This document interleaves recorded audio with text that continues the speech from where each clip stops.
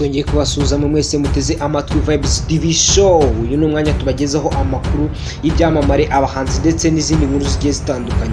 Umunsi turanyarukira muri Leta Zunze Ubumwe za Amerika mu mujyi wa California, aho turasanga umugabo bita Ben Floyd w'imyaka 32 ndetse tukasanga na mama we witwa Kim West w'imyaka 51. Hanga aba babashe kubana nk'umugabo n'umugore, kandi uyu nguyu Kim West w'imyaka 51 ari mama wa Ben Floyd w'imyaka 32 mu nda. Uyu ni umwana we yamwibyariye igihe yari afite imyaka 19 ubwo yigaga mu mashuri yisumbuye aho muri Leta Zunze Ubumwe za Amerika muri California.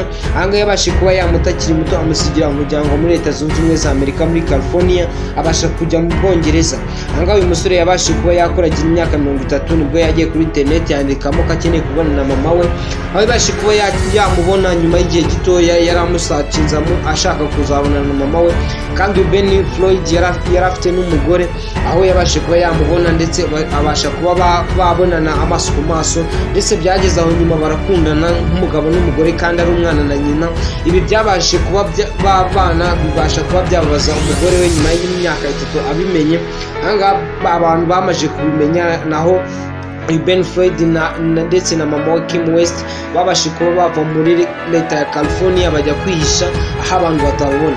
Aya ni amahano yagwiririye abantu, ni umuco utari mwiza ku mugabo, ku mubyeyi ujyamana n'umwana we. Ibaze nawe usanze nka mama wari ajyamanye n'umwana we, cyangwa se ugasanga uri nk'umugabo ugasanga umwana wawe ajyamanye n'umugore wawe. Ibyo byaba ari ikibazo ndetse byatera n'akaduruvayo, kuko yaba ari amahano agwiririye mu muco nyarwanda. Ibi ndakeka mu Rwanda bitarigeze bibaho, ndetse ndakeka no muri Amerika ari igisebo kuri leta imeze kuriya, ku gihugu cyateye imbere kuriya muri Leta Zunze Ubumwe za Amerika.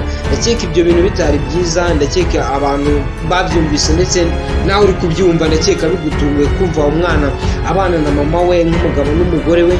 Ndetse ni nka kwa kundi ujya kumva umugabo yasambanyije umukobwa we. Ayo bari amahano, ni nk'ibi neza bisa n'ibi neza, aho umusore yabashe kuba yaryamana na mama we nk'umugabo n'umugore, ndetse bateganyaga no kuzabyara umwana. Ushobora kwibaza ati mbese uyu mwana ari kuzaba ameze ate, mbese ari kuzavuka yuzuye? Turabizi ko neza iyo abantu ba hafi bafitanye isano kenshi na kenshi bakunda kubyara umwana utuze, ugasanga ntago yuzuze, usanga abana n'ibibazo bitandukanye.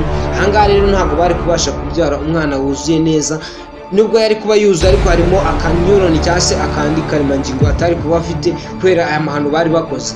Urumva rero nkaho uramutse ubyumvise ugasanga nk'umuntu wari inshuti yawe cyangwa wizeraga, ugasanga nk'umutipe wizeraga cyangwa se umumama wizeraga aryamanye n'umwana we, cyangwa se umutipe wizeraga aryamana na nyina. Ibyo byaba ari byagutunga ndetse byanatuma bamwe ibyo byari ibibazo. Ushobora gusanga abantu bamwe bakuzamo ikibazo cyo kwiyahura, cyangwa se ugakuzamo izindi ngaruka kubera aya mahano ubashe kumva ukananirwa kuyakira.